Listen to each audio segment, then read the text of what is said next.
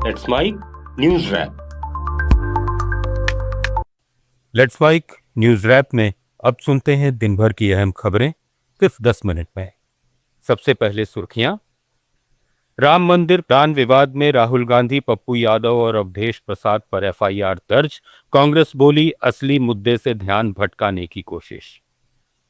अभिजीत दीपके की संपत्ति जांच की मांग। आरटीआई कार्यकर्ता ने सरकार और चुनाव आयोग को भेजी शिकायत।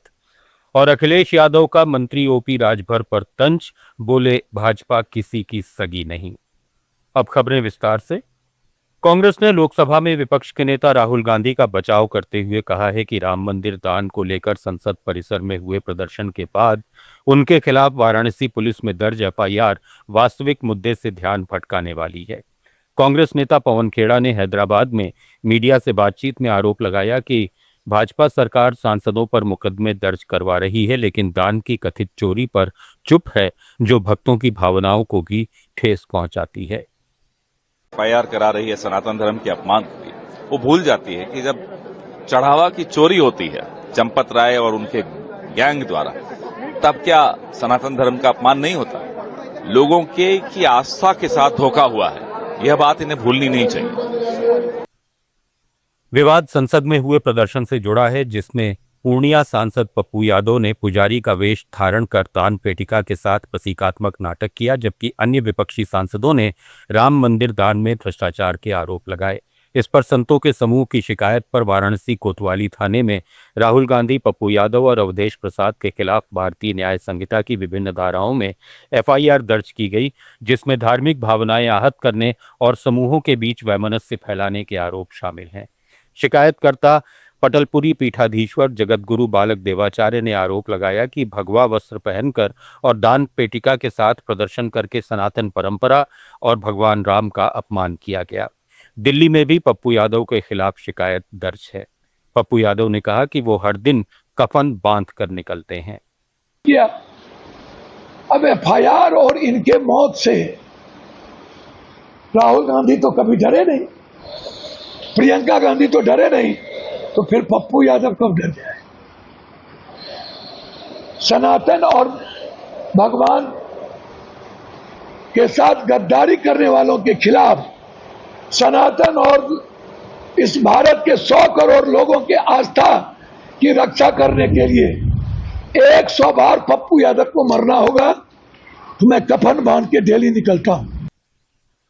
सूरत के आरटीआई कार्यकर्ता अमित तिवारी ने कॉकरोच जनता पार्टी के संस्थापक अभिजीत दीपके और उनके परिवार की आर्थिक स्थिति की जांच की मांग की है।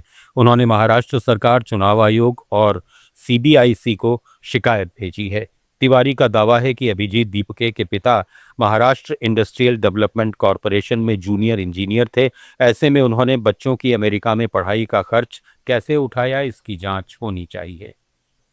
जैसे कि सीजेपी के विरुद्ध में एक ईसीआई में कंप्लेन की है, और कपिल सिब्बल साहब ने जो 1 करोड़ का फंड दिया है, उसके विरुद्ध में मैंने सीबीआईसी में शिकायत की है कि इस पे 18% जीएसटी वसूल किया जाए।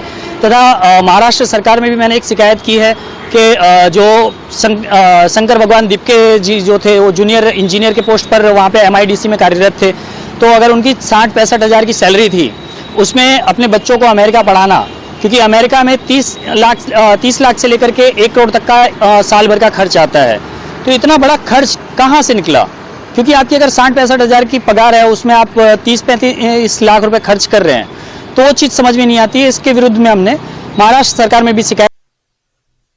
दूसरी तरफ कॉकरोच जनता पार्टी के संस्थापक अभिजीत दीपके ने प्रधानमंत्री नरेंद्र मोदी से छात्रों पर हुई कार्रवाई को लेकर माफी मांगने की मांग की है। महाराष्ट्र के छत्रपति संभाजी नगर में उन्होंने आरोप लगाया कि 20 जुलाई के प्रदर्शन के दौरान छात्रों पर लाठीचार्ज और पुलिस कार्रवाई हुई, जिसमें कई लोग घायल हुए। पीएम मोदी को पहले प्रभावित छात्रों से माफी मांगनी चाहिए और उनके खिलाफ दर्ज मामलों को वापस लेने के निर्देश देने चाहिए। उन्होंने भाजपा आईटी सेल पर भी गंभीर आरोप लगाए और सोशल मीडिया पर आपत्तिजनक भाषा के इस्तेमाल का दावा किया। कांग्रेस नेता सलमान खुर्शीद ने प्रधानमंत्री मोदी के वीडियो संदेश पर सवाल उठाए हैं। दिल्ली में उन्होंने कहा कि पहले ये स्पष्ट होना चाहिए कि प्रधानमंत्री को शिकायत किससे है, क्योंकि माफी उसी को दी जाती है जिससे कोई शिकायत हो। बच्चों को माफ करने की बात कहना उचित नहीं है और पूरे मामले की स्थिति साफ होनी चाहिए। जंतर मंतर पर कॉकरोच जनता पार्टी के प्रदर्शन मामले में दिल्ली पुलिस ने जांच का दायरा बढ़ा दिया है। पुलिस की जांच के घेरे में 3 निजी डिजिटल मार्केटिंग और सोशल मीडिया मैनेजमेंट कंपनियां और 100 से ज्यादा यूट्यूबर्स आए हैं। जांच एजेंसियों को संदेह है कि विवादित वीडियो को किसी टूल किट या पीआर रणनीति के तहत सोशल मीडिया पर बड़े पैमाने पर वायरल किया गया। इस संबंध में कंपनियों के दस्तावेज, सर्वर लॉग और डिजिटल गतिविधियों की जांच की जा रही है। रिपोर्ट्स के मुताबिक कुछ कंपनियों के अधिकारियों और कंटेंट क्रिएटर्स को पूछताछ के लिए नोटिस भेजे जा सकते हैं। वहीं पुलिस प्रदर्शन से जुड़े फंडिंग नेटवर्क और वित्तीय लेन देन की भी जांच कर रही है। प्रधानमंत्री नरेंद्र मोदी ने नशा मुक्त युवा और विकसित भारत संकल्प अभियान की शुरुआत की। वीडियो कॉन्फ्रेंसिंग के जरिए उन्होंने कहा कि ड्रग्स की सप्लाई दुश्मन देशों के आतंकी साजिश का हिस्सा है और इसका मकसद भारत के युवाओं को कमजोर करना है। पीएम ने युवाओं से नशे के खिलाफ अभियान का नेतृत्व करने की अपील करते हुए कहा कि विकसित भारत का सपना तभी पूरा होगा जब युवा शारीरिक, मानसिक और सामाजिक रूप से स्वस्थ रहेंगे। अगले 100 सप्ताह तक हर रविवार देश भर में खेल, कला, संस्कृति और जागरूकता कार्यक्रमों के जरिए नशा मुक्ति का संदेश फैलाया जाएगा। अयोध्या में चंदा और चढ़ावा चोरी के आरोपों को लेकर सपा सांसद अवधेश प्रसाद ने कहा कि यह मामला करोड़ों राम भक्तों की आस्था से जुड़ा है और श्रद्धालुओं की भावनाओं को ठेस पहुंची है। उन्होंने आरोप लगाया कि इस मामले का खुलासा सपा अध्यक्ष अखिलेश यादव ने किया है और सरकार चाहे जितनी कोशिश करे, दोषी बच नहीं पाएंगे। अवधेश प्रसाद ने कहा कि धार्मिक आस्था से जुड़े मामलों में पारदर्शिता और जवाबदेही जरूरी है। समाजवादी पार्टी के अध्यक्ष अखिलेश यादव ने लखनऊ में भाजपा सरकार और मंत्री ओम प्रकाश राजभर पर निशाना साधा। ओपी राजभर और सपा नेता ओम प्रकाश सिंह की मुलाकात पर तंज कसते हुए अखिलेश ने कहा कि हमारे ओम प्रकाश उनके ओम प्रकाश से मिलाए हैं। उन्होंने कहा कि भाजपा किसी की सगी नहीं है और जो लोग आज उसके साथ हैं उन्हें जल्द सच्चाई समझ आएगी। इस मौके पर भगवान राम और हनुमान की वेशभूषा में पहुंचे कलाकार आकर्षण का केंद्र रहे। अखिलेश यादव ने दोनों कलाकारों को 51 हजार रुपए देकर सम्मानित किया। इस दौरान सपा कार्यालय में जय श्री राम के नारे भी लगाए गए। राजस्थान के पूर्व मुख्यमंत्री अशोक गहलोत ने राजस्थान सरकार पर आरोप लगाया है कि मुख्यमंत्री शहरी रोजगार गारंटी योजना के तहत करीब 1,78,000 श्रमिकों को पिछले 6 महीने से मजदूरी नहीं मिली है। एक अखबार में छपी खबर सोशल मीडिया पर साझा करते हुए उन्होंने लिखा कि नगरीय निकायों के लगभग 900 संविदा कर्मियों को भी वेतन नहीं दिया जा रहा। भजनलाल सरकार प्रशासनिक फंड की कमी का बहाना बना रही है, जबकि इनसे सरकारी काम कराए जा रहे हैं। उन्होंने मांग की कि बजट प्रावधान कर सभी लंबित भुगतान तुरंत जारी किए जाएं। गहलोत ने एक अखबार में छपी खबर साझा करते हुए कहा कि कोटा के महापौर राजीव भारती और महिला मोर्चा प्रदेश महामंत्री सुनीता व्यास ने खुद लोकसभा अध्यक्ष को पत्र लिखा है कि पूर्व कांग्रेस सरकार के प्रशासन शहरों के संग अभियान जैसी राहत अब नहीं मिल रही, लिहाजा पुरानी छूटें बहाल की जाएं। गहलोत के अनुसार कांग्रेस शासन में सरल नियमों से 10 लाख से अधिक परिवारों को पट्टे मिले थे, लेकिन अब कोटा में शिविरों में केवल 2 पट्टे जारी हुए हैं और हजारों फाइलें अटकी पड़ी हैं। उन्होंने सरकार से मांग की है कि राजनीतिक दुराग्रह छोड़कर पहले वाली रियायतें दी जाएं।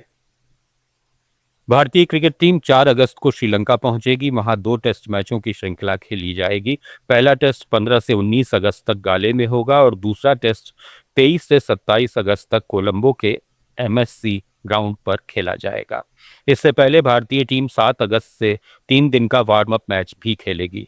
यह श्रृंखला विश्व टेस्ट चैंपियनशिप का हिस्सा है। भारत की कप्तानी शुभमन गिल, जबकि धनंजय डिसिल्वा श्रीलंका के कप्तान हैं। तेज गेंदबाज जसप्रीत बुमराह बाएं घुटने की चोट के चलते सीरीज से बाहर हो गए हैं। मनसे प्रमुख राज ठाकरे ने प्रधानमंत्री नरेंद्र मोदी का समर्थन करने वाले बॉलीवुड अभिनेताओं विवेक ओबेरॉय और आर माधवन पर निशाना साधा है। उन्होंने सवाल उठाया कि अगर उन्हें लगता है कि मोदी सरकार में देश में सब कुछ अच्छा है तो वे दुबई क्यों रह रहे हैं। राज ठाकरे ने जंतर मंतर पर हुए CJP प्रदर्शन के दौरान प्रधानमंत्री मोदी के खिलाफ इस्तेमाल की गई आपत्तिजनक भाषा की भी आलोचना की और कहा कि ऐसी भाषा किसी के लिए भी स्वीकार्य नहीं है।